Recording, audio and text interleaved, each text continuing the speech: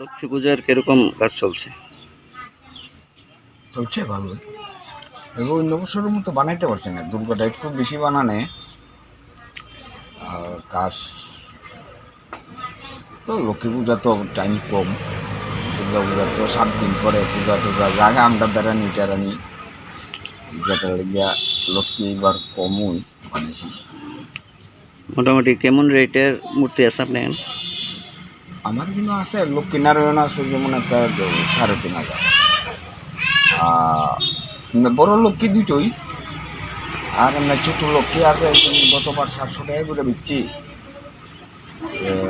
এইবার 50 টাকা বাড়াইছি, 750 করে বিক্রি আছে। 40টা 45টা মূর্তি বানাইছি।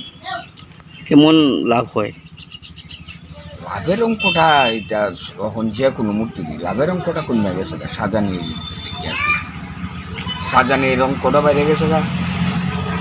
ওই তো প্রায় 700 টাকার মূর্তিটা আমরা অক্ষণ যে সাজামু বা কামলা কাজলায় প্রায় 150 টাকা আমরা কাটছি, কিন্তু বাড়াইছি কত 50 টাকা।